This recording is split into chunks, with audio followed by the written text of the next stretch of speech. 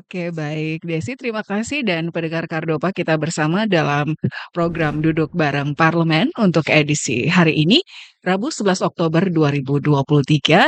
Saya Retno Yunita akan bersama Anda dan tentu saya tidak sendiri. Saya bersama dengan Bung Peter Manopo. Halo, selamat siang Bung Peter. Siang Retno, selamat siang pendengar Kardopa. Oke, kita berdua akan bersama sampai jam 3 sore nanti. Dan harapan kami semua adalah Anda dalam keadaan sehat selalu dan tetap selalu semangat dalam menjalankan aktivitas. Begitu ya, Bung Peter ya? Oke. Nah, pendengar Kardopa, sekitar 2,5 bulan kita akan memasuki tahun 2024. Jadi tentu banyak sekali pandangan dan catatan kita tentang Provinsi Sumatera Utara yang kita cintai ini. Misalnya apa yang kita lihat dan cermati tentang perkembangan pembangunan infrastrukturnya, kemudian juga sumber daya manusia, kondisi pemerintahannya, terutama juga Pemprov Su, di mana sejak 5 September lalu, pemerintah pusat dalam hal ini Presiden, melalui Mendagri telah menunjuk pejabat Gubernur Sumatera Utara untuk meneruskan kepemimpinan dari Gubernur Bapak Edi Rahmayadi ke Bapak Hasanuddin selaku PJ Gubernur Sumatera Utara hingga pelaksanaan Pilkada Gubernur di bulan Februari ya 2024. Ya. Dan di November 2024 Bung Peter ya. Oke. Dan special talk show Duduk Bareng Parlemen hari ini kita akan berbicara dengan topik bagaimana Sumatera Utara di mata anggota DPRD Sumatera Utara. Kami sudah bersama dengan Bapak Haji Ayasyir Ridho Lubis MSP selaku anggota DPRD Sumatera Utara dari fraksi Golkar. Selamat siang nih Pak Yasir. Selamat siang, Assalamualaikum warahmatullahi wabarakatuh. Waalaikumsalam. Gimana nih? Kayaknya sehat sekali nih, fit ya. Apa ini kan masa-masa Mhm. ya tahapan pemilu, Oh gitu. Oke. enggak lebih ada intensitas yang lebih tinggi dalam Oke. gerakan-gerakan Mhm. ya, fit, Oke. Stamina harus ya, dipersiapkan ya, Pak ya. kesehatan ya. Oke. Baik, Pak Yasir, ini kalau bicara soal Sumatera Utara, kita juga pengen tahu ya, Bung Peter ya, bagaimana sejauh ini Anda melihat hal-hal yang ada di Sumatera Utara, khususnya selaku anggota DPRD Sumatera Utara. Silakan, Pak. Baik, terima kasih. Eh, Kami mengucapkan kepada apa ini ya Radio Cardova Mhm. yang telah memberi kesempatan kepada kita. Persoalan Sumatera Utara ini kan pasca berhentinya habis masa bakti Mhm. Gubernur Sumatera Utara Bapak Edi Rahmayadi hari ini kan sudah diangkat oleh Presiden Republik Indonesia Bapak Jokowi, Saudara Hasanuddin ya sebagai PJ Gubernur Sumatera. Tentunya harapan kita bahwa apa yang sudah diperjuangkan di apa namanya direncanakan oleh Bapak Edi Rahmayadi ini bisa dilanjutkan oleh gubernur yang sekarang. Kan pejabat gubernur itu melanjutkan tugas-tugas gubernur salah satunya ya. Mhm. Jadi kami berharap apa yang sudah dilakukan Bapak Hasanuddin 1 bulan ini ya, 1 bulan ini kan eh, s- relatif nyaman ya. Pejabat gubernur Sumatera Utara ini relatif nyaman ya. Dibanding dengan daerah-daerah lainnya. Di daerah lainnya ada pejabat gubernur sudah apa sedikit ada apa ya guncangan dan lain-lain. Mhm. Kita lihat saja misalnya kalau sederhana lah ya di kapan di tengah misalkan ini ya. Kemudian ada beberapa provinsi lain yang apa ya, yang Riak lah riak gitu ya. ya, Aha. pejabat gubernur dengan pemerintah lainnya ya, misalnya DPR-nya dan lain-lain. Kalau kita lihat di Sumatera Utara, ini mudah-mudahan Bapak Hasanuddin ya karena mungkin beliau mantan pangdam di sini, Ya. mereka jadi beliau ini sudah memahami kultur kultur ya kultur demokrasi, kultur pemerintahan, Mhm. kultur masyarakat, sehingga kita mengharapkan ini modal beliau Iya. untuk membangun Sumatera Utara. Meskipun beliau pejabat, ya akan kita bisa memberikan buah pikirannya, Mhm. ya, buah semangat perjuangannya untuk tetap membangun Sumatera Utara. Jadi berarti Pak Yasir membangun Sumatera Utara ke depan. Bagi seorang anggota DPRD Sumatera Utara, kira-kira bagaimana Pak Hasanuddin ini ke depan melihat kondisi Sumatera Utara? Pertama, beliau kan sudah melihat suasana Sumatera Utara di dalam perjalanannya ketika Pak Edi Rahmayadi menjadi. Iya. Artinya apa yang sudah dibangun oleh Pak Edi di dalam infrastruktur pemerintahan, ya, itulah ASN-ASN dan lain-lain. Nah, ini kan bisa didaya gunakannya. Justru didorongnya semakin mempunyai apa ya, semangat juang untuk membangun program-program yang sudah dicanangkan oleh Pak Edi. Ya. Ya. APBD Provinsi Sumatera Utara, APBD sudah berjalan, ya, sudah disahkan, kemudian APBD juga sudah disahkan. Nah, harapan kita apa yang sudah diapakan di apa ya, disahkan oleh APBD dalam buku APBD itu dilaksanakan oleh sekarang ini. Jadi berarti Pak Yasir ada catatan-catatan yang masuk dalam APBD, khususnya juga P dan juga nanti R yang nantinya menjadi P di 2024. Bagi seorang anggota dewan lah, katakanlah Pak Yasir, bagaimana melihat pelaksanaan nantinya APBD 2024 ini? Sementara kita akan masuk ke tahun pemilu kan? Ya, Apa masalah utama yang dihadapi oleh masyarakat Sumatera Utara? saya pikir begini ya, persoalan 2 tahun, 2 bulan, 3 bulan ke depan, persoalan yang paling paling urgen, saya rasa nyaman. Nyaman. Ya, rasa nyaman karena ada kontestasi politik. Sebentar lagi ada calon presiden, Ya. ya, akan disampaikan kepada KPU, disahkan KPU dari calon, kemudian dari kampanye dan lain-lain. Itu yang pertama. Ya.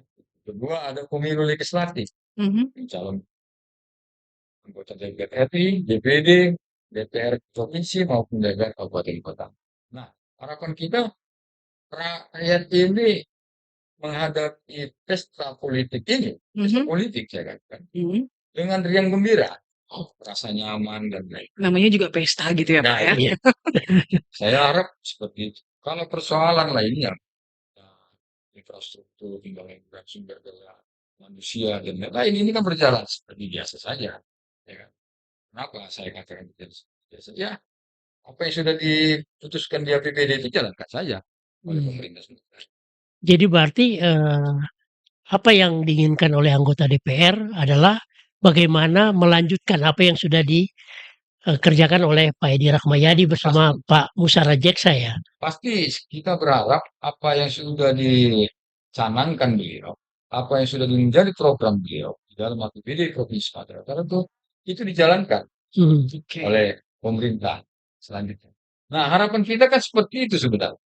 Kenapa kita memberikan kesempatan kepada gubernur, wali kota dan bupati, presiden, ya, 2 periode? Karena kita meyakini bahwa 1 periode itu belum cukup.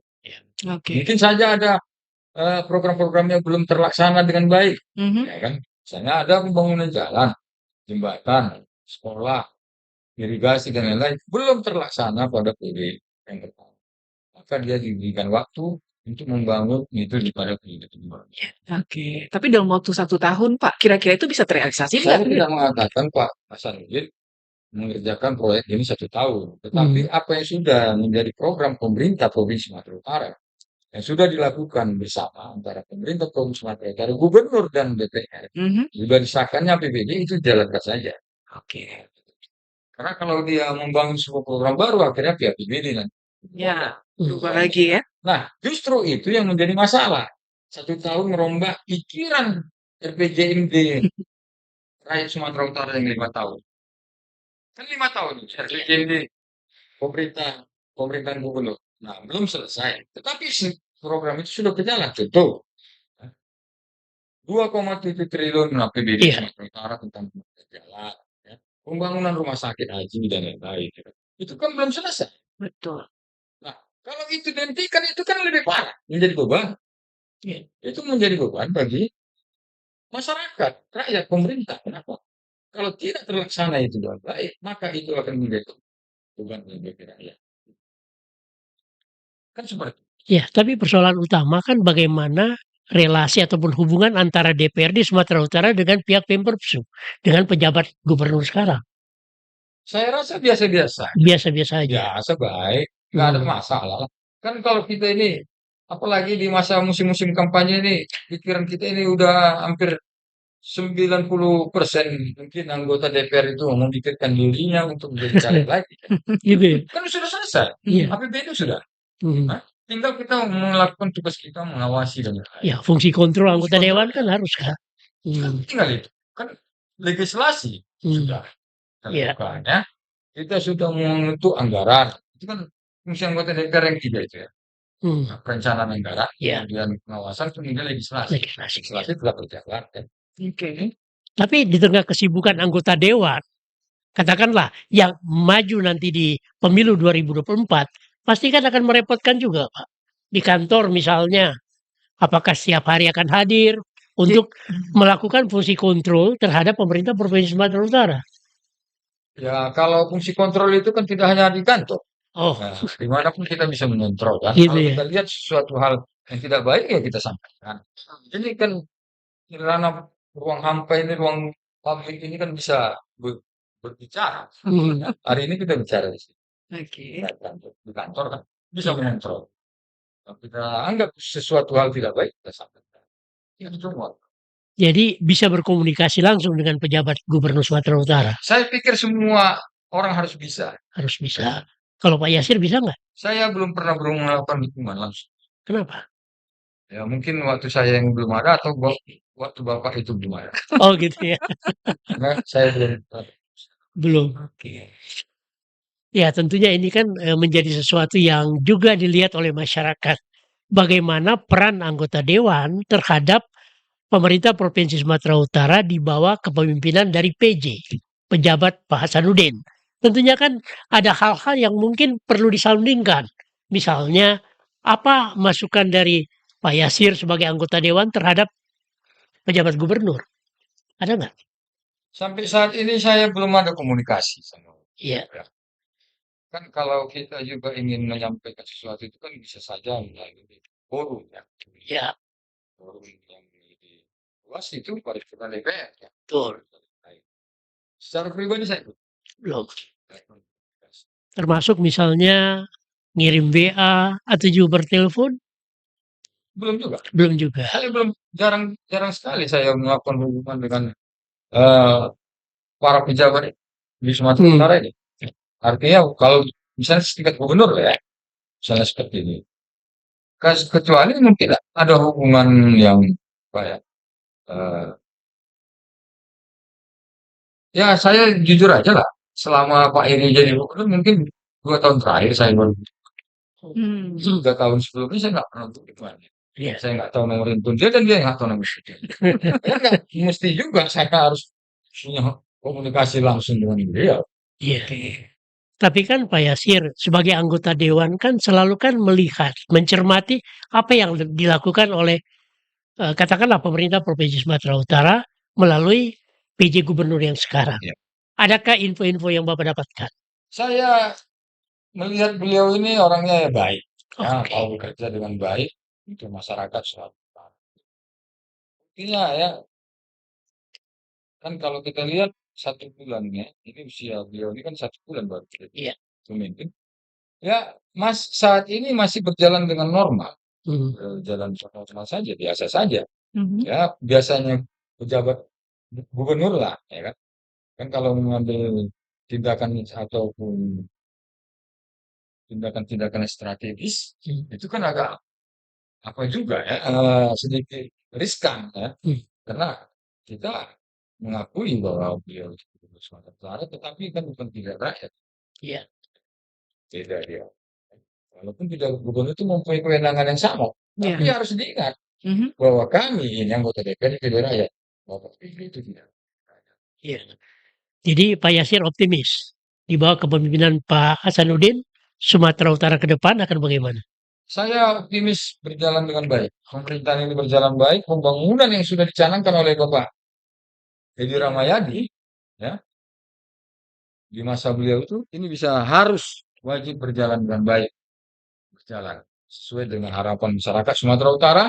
Tahun 2024 semua ini semua harus selesai. Oke. Ya, Baik. Pak Yasir, kita break dulu ya, dan juga Bung Peter, kita pendengar Kardopa, kita masih akan lanjutkan perbincangan kita duduk bareng parlemen bersama Bapak Haji Ayasir Ridho Lubis MSP selaku anggota DPRD Sumatera Utara dari fraksi Golkar sesaat lagi.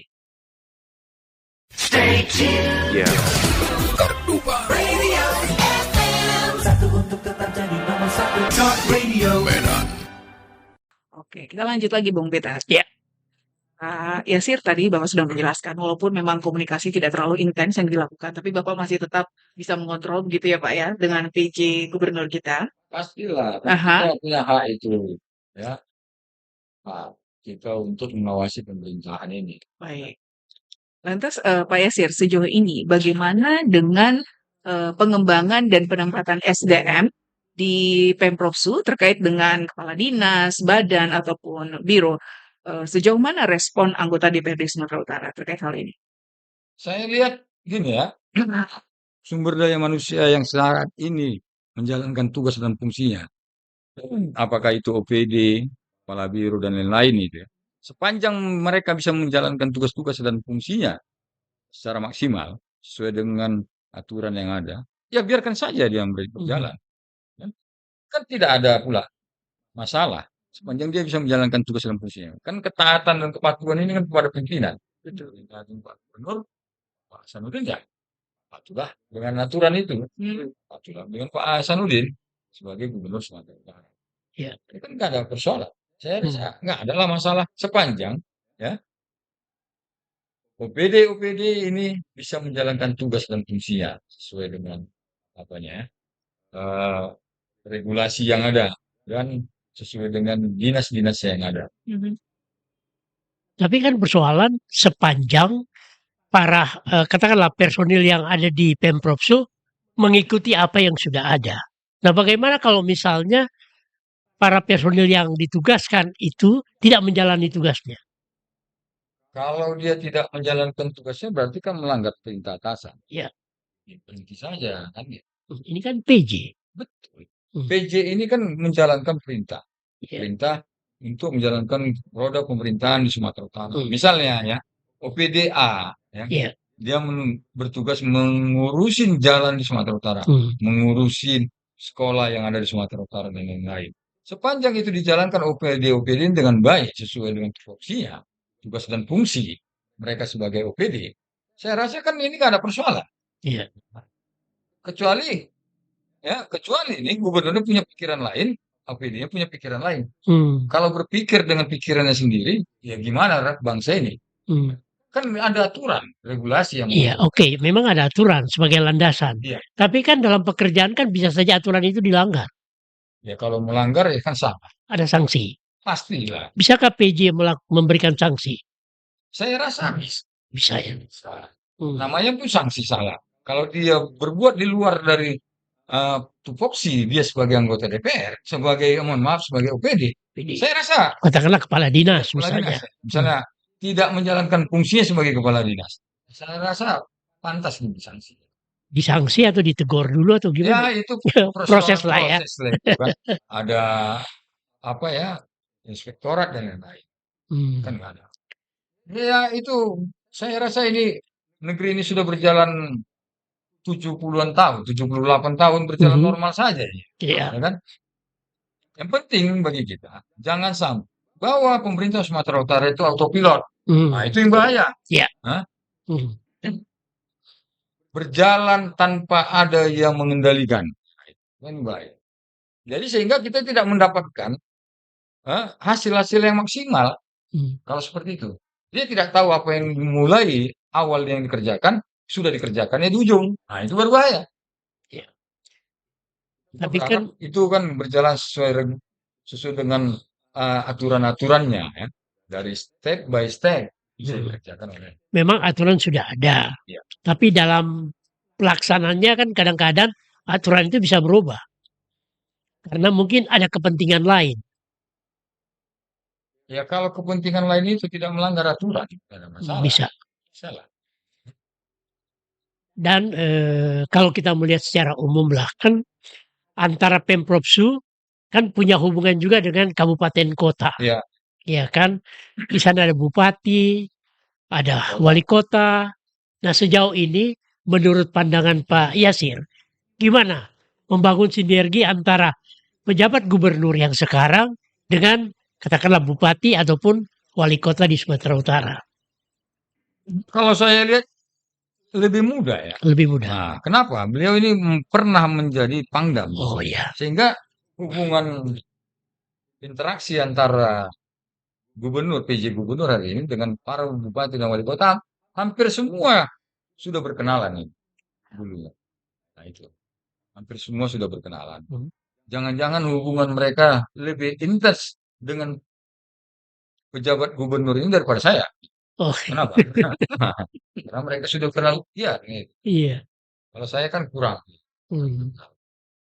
Jadi dengan modal mantan Pangdam di sini, Ya, beliau sudah bisalah menjalin semacam relasi yang cukup ya, baik dengan para bupati dan wali bupati. Saya kota yakin dan itu. sudah memetakan kondisi lah, Ya, mungkin bagian dari itu. gitu Ya, ya. karena kenapa beliau diturunkan kemarin pasti ada Punya punya background yang background gitu yang ya. apa ya?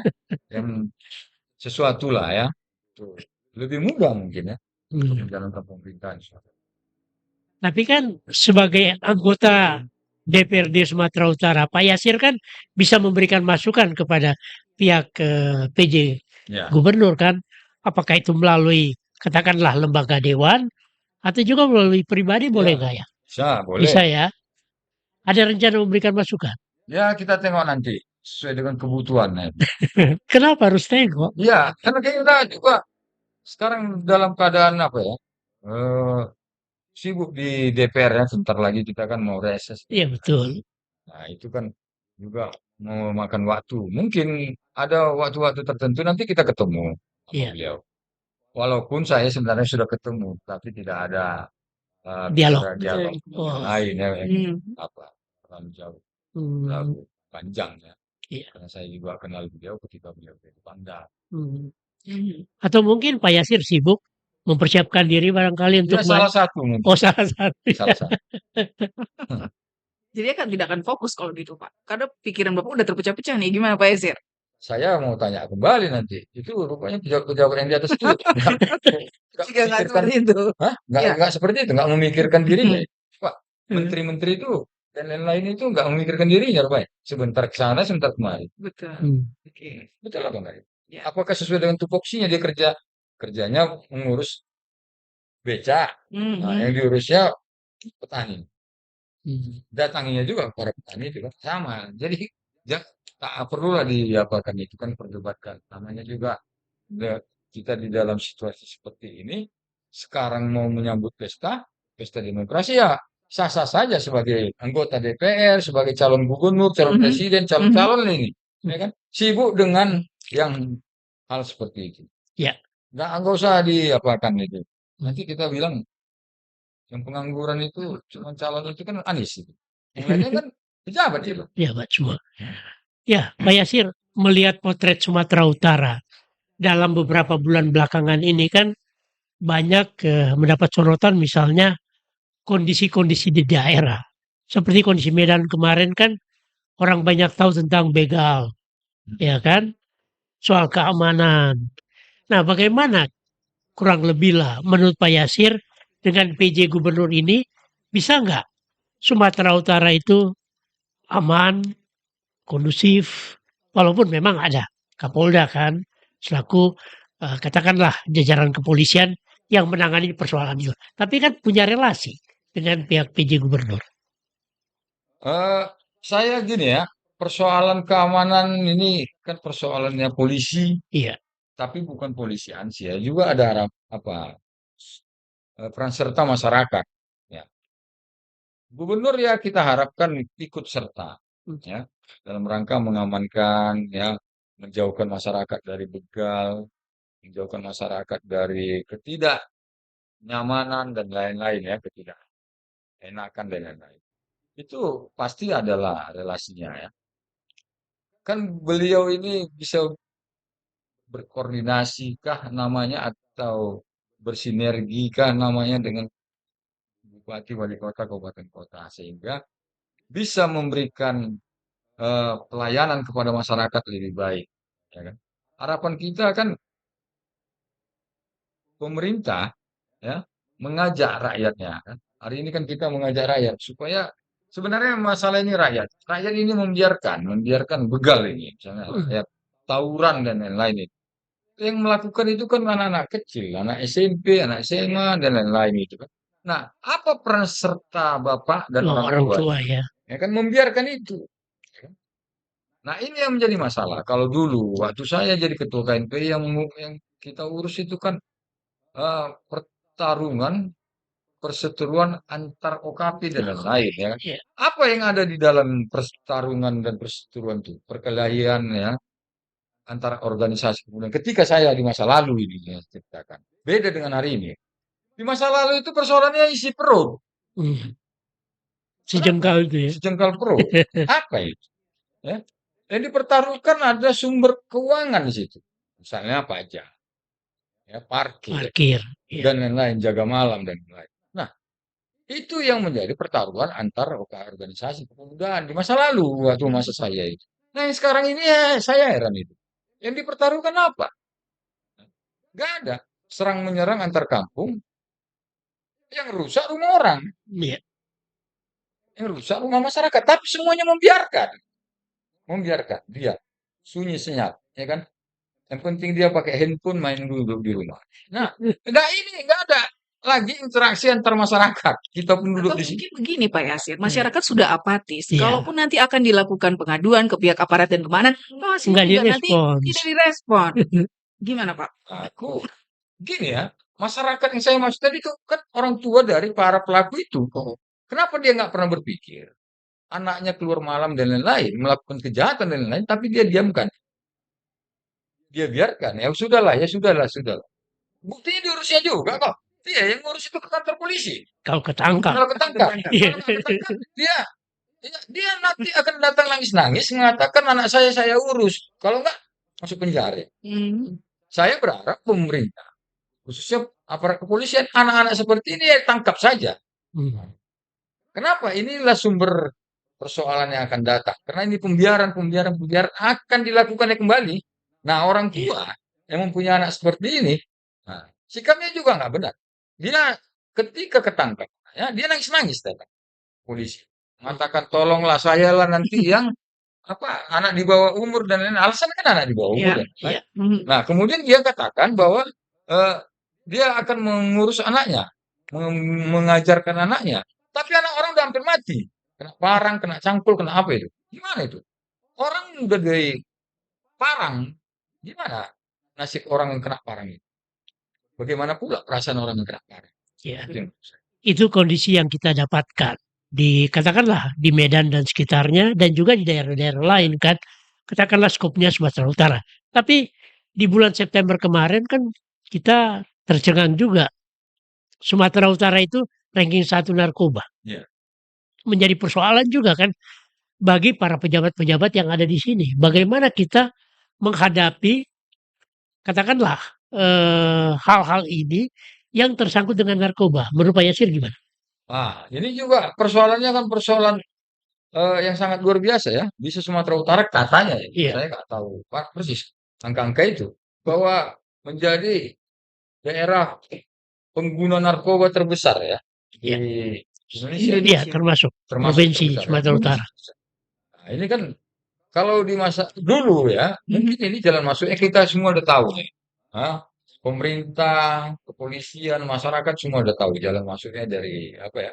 eh, dermaga-dermaga kecil, dermaga tikus katanya Iya. itu kan. Rata-rata seperti itu, kemudian dari Aceh dan lain-lain. Ya, saya berharap ada penegakan hukum yang kuat ya, keras. Kan kalau ditanya ini nanti sama pihak kepolisian, kenapa ini bisa terjadi ya? Karena memang banyak pengguna konsumsi narkoba. Iya. Kalau dulu orang menggunakan minuman keras dan lain-lain ya, minuman keras dan lain-lain, mabuk-mabukan. Ya kan? Nah kalau hari ini kan orang hampir tidak ada yang mabuk-mabukan, minuman keras sedikit sekali kan dibanding dulu. Paling orang minum tua lah sekarang. Iya. Tetapi yang lebih luar biasa sekarang ini kan orang pengguna narkoba. Di gang-gang itu udah banyak narkoba dan lain-lain. Nah ini yang hebat.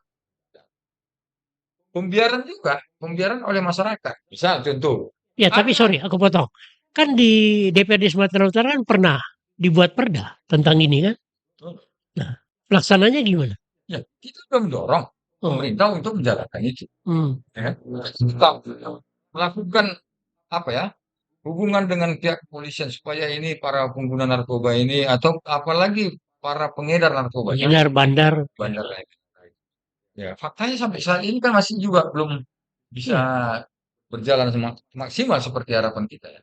Nah, itu ini kan sebuah apa ya? Sebuah eh, persoalan kita bersama. Kalau saya mengatakan ya, ini mungkin Indonesia hari ini seperti bangsa Cina di abad yang lalu ketika terjadi perang candu Candu ya. dalam rangka menghabisi bangsa Cina, maka bangsa Barat itu menggelontorkan Narkoba. candu Iya. narkoba itu ke masyarakat Cina supaya apa? Masyarakatnya bodoh-bodoh. Kan itu yang terjadi di masa lalu di abad yang lalu ya, kira-kira satu abad yang lalu. Tahun 1800-an sampai 1900-an sehingga terjadi perang candu, Iya. perlawanan rakyat Cina terhadap narkoba. Nah mungkin itu juga yang terjadi di Indonesia hari ini. Yang melakukannya dari mana ya? Dari luar. Jadi istilah kasarnya Indonesia akan dilumpuhkan melalui narkoba. Saya mengatakan, maka kita harus melawan secara bersama-sama.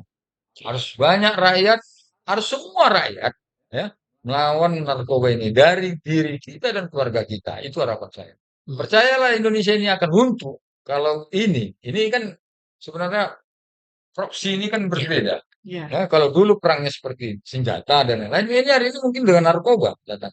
Ya. Kalau kan kita melihat sejarah, kecuali orang tidak mau membaca sejarah itu. Iya. Saya berani mengatakan bahwa ini dengan sengaja. Nah, dimasukkan ke Indonesia. Buktinya kan dari luar semua. Iya. Barangnya dari luar. Pengguna terbesar di dunia mungkin ya, hari ini. Pengguna narkoba terbesar di dunia orang Indonesia. Pasar terbesar. Iya, karena nilai ekonominya tinggi sih. Tinggi. Iya. Dan triliunan. Itu hebatnya. Iya. Tapi ya ini yang harus ada juga sebuah apa ya? Sebuah perubahan sosial yang saya lihat. Bandar narkoba ini disayangi sama rakyat. Kan gila gitu. Iya. Karena ada modus dia memberikan. Nah, insentif kepada rakyat. Iya. Nah, bentuknya beras, Iya. cabai, gula, dan lain-lain. Padahal Modus. dia tidak sadar. Ya, dia tidak sadar bahwa keluarganya akan terdampak oleh narkoba. Pertama hari ini belum, dan mungkin besok, mungkin bulan depan, mungkin tahun depan. Yang harus kita apa ya harus kita lakukan sebenarnya yang ingin saya ajak ya. Harus ada hukuman sosial kepada para pengedar, apalagi bandar narkoba ini. Hukuman sosial seperti apa, Pak? Iya, dikucilkan. Iya, kau memang kaya, tapi kan dari jalan yang tidak baik, bandar narkoba itu. Gak mungkin di kampung kita ini ada seseorang bisa kaya raya tanpa pekerjaan yang lain. Dan orang pasti mencium. Pasti mencium itu. Oh ini bandar narkoba. Ini pengedar narkoba. Dan pastilah di sekitarnya itu tahu. Kenapa? Orang keluar masuk ke wilayah itu. Apa ini? Iya. Tapi kan persoalannya masyarakat ini apatis dan diapatiskan. Nah itu beda. Iya. Ada yang apatis. Karena memang dia udahlah matilah situ. Bukan penting keluarga aku enggak. Gitu. Diapatiskan itu kenapa? Mendapatkan sesuatu. Oke. Sehingga akhirnya mulutnya terdiam gitu ya. Iya. Tidak ada action. Kalau dulu di masa lalu di Sumatera Utara ini terkenal dengan judi gitu kan. Iya. Semua rakyat ini diapatiskan, hampir Hmm. hampir rata semua gang diapatiskan dengan persoalan judi itu. Judi. Oh, nggak apa-apa itu karena ketua itu lagi bahas dulu. Nah, kira-kira Oke. begitu. Kalau ini lebih parah, saya mengatakan ini lebih parah. Benar narkoba dianggap ya contoh yang di Aceh kemarin kan selebritis, selebgram dan lain-lain. Dia bisa, kenapa? Hah? Nampak cantik, nampak indah dan lain-lain, padahal bandar. Hmm. Ini kan bisa disembunyikan jadi topeng. Ya, seperti itu. Dan saya yakin Sumatera Utara banyak itu ya. Iya. Udah jadi selebgram dia ya, selebritis dan menjadi orang-orang terhormat di masyarakat. Padahal bandit. Punya Dan modus itu yang yang lain ya. dinikmati rakyat. Dan itu dinikmati oleh Nah, rakyat. Iya. Oke, kita akan lanjutkan lagi obrolan kita duduk bareng parlemen. Kita harus break dulu Pak Yasir dan juga Bung Peter, kita break dulu. Iya. Serta pendengar Kardupa kita masih akan lanjutkan duduk bareng parlemen sesaat lagi.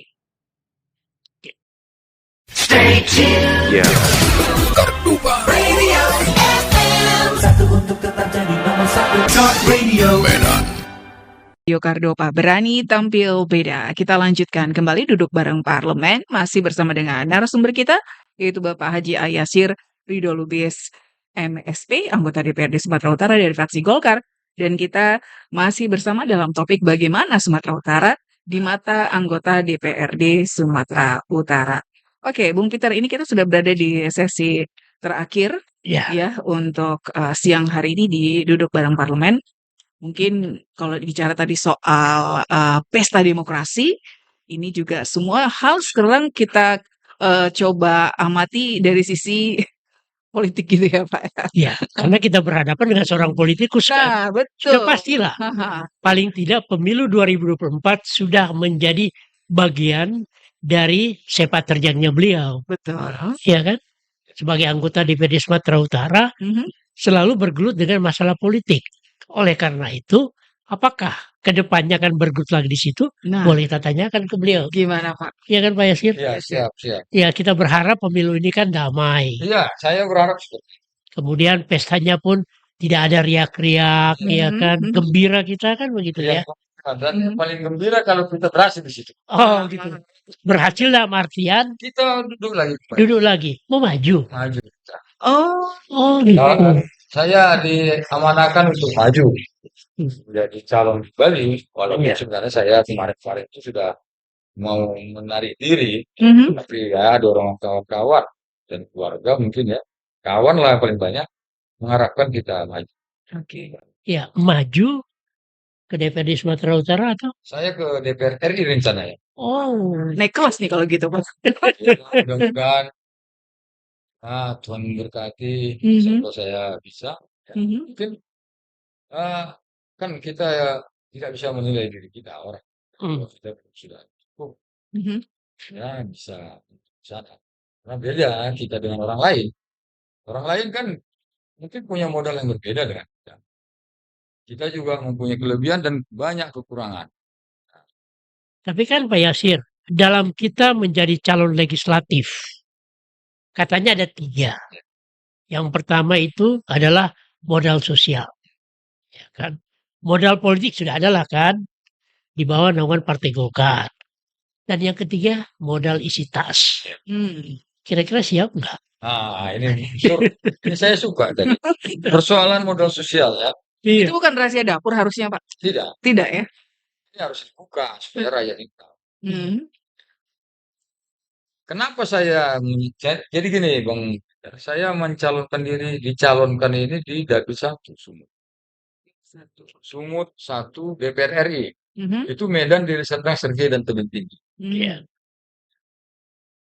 Sejatinya saya kan anggota DPR dari Dapil Sumut 7. Hmm. Sumut 7 itu Mendeling Natal. Mendeling Natal, Tapser, Sidimpuan, Paluta, Palas. Ini di sebuah ruang yang jauh berbeda. Ada jarak sekitar hampir 500-600 km Iya. Mhm. jarak tempuhnya. Mhm. Ya kan? 2 tempat dan 2 wilayah yang berbeda ini. Nah, tapi kenapa saya dicalonkan di DPR RI dari sudut satu ini? Menurut saya, menurut kawan-kawan, menurut Mhm. saudara-saudara, Mhm. ya mungkin saya mempunyai juga, ya, seperti dibilang Bang Peter tadi, modal sosial. Modal sosial di Sumut Satu. Artinya Bang Peter, ya kan orang Sumut Satu ini Bang Peter ini. Iya. Saya yakin kalau Bang Peter orang Sumut Satu pasti menurut saya. Kan Hmm. kira-kira begitu. Hmm. Nah, kenapa juga partai mencalonkan saya di Sumut Satu ini? Mungkin karena saya SD di Medan, SMP di Medan, SMA di Medan, kuliah di Medan. Aktivitas kehidupan saya sehari-hari itu di Medan. Ya, saya menjadi ketua KNPI 7 tahun lebih di Sumatera Utara, Hmm. pusatnya di Medan. Saya berorganisasi selama ini di Kota Medan. Mhm. Mungkin itu salah satu, ya kan? Sehingga saya mempunyai modal sosial yang kuat di Kota Medan ini. Kemudian saya punya rumah di Medan. Ya. KTP saya masih tetap KTP Medan, walaupun saya mewakili rakyat di Mendeling Natal kemarin. Hmm. Tapi KTP saya KTP Medan. Untuk DPRD Sumatera Utara kan berarti dapilnya Di Sumut. Sumut 7. Tapi Sekarang untuk menuju ke DPR RI Sumut Satu. masuk ke Sumut Satu. Sumut 1. Nah, tadi modal sosial sudah ada. Modal isi tas. Nah, ini kekurangan kita ini. Jadi saya berpikir begini ya, harus ada perubahan paradigma ini masyarakat. Iya. Kerangka berpikir harus dirubah. Ya. Menjadi anggota DPR itu adalah menjadi wakil rakyat. Maka pilihlah wakil rakyat yang mempunyai kapasitas Hmm. pikiran. Iya. Ya, seharusnya kapasitas otak. Punya kemampuan dan kemauan, punya keberaniankah seorang anggota DPR itu memperjuangkan aspirasi rakyatnya ketika dia terpilih? Punya kemampuan. Saya mungkin dia nggak mampu. Ada orang yang nggak punya kemampuan, bodoh pun bisa jadi anggota DPR. Betul apa enggak? Hmm. Betul, berani bilang betul itu. Harus seperti itu. Kenapa? Oke. Faktanya seperti itu. Kenapa? Bapaknya kaya raya. Oh iya. Hah? Tadi ini bilang Bang Peter, dia punya modal yang satu itu, isi tas. Isi tas. Nah, kita berharap ada sebuah perubahan. Walaupun saya mengatakan perubahan itu akan sulit. Tapi kita punya harapan. Iya. Faktanya, para pemimpin kita ini kan juga mencontohkan yang tidak baik. Apakah supaya kita punya kepantasan untuk menjadi sesuatu di situ? Misalnya saya lah, pantaskah saya menjadi anggota DPR RI? Saya sudah 2 periode jadi anggota DPR Sumut. Hmm. Yang tak pernah jadi apa-apa mau jadi calon. Maka kenapa dia memantaskan dirinya? Dia memantaskan dirinya kenapa? Karena uangnya banyak. Bapaknya orang kaya, bapaknya pejabat. Mhm. Cuman itu modalnya. Bapaknya pejabat, bapaknya orang kaya, ya. Dan itulah modalnya. Karena dibilang Bang Peter tadi, kan 3 modal.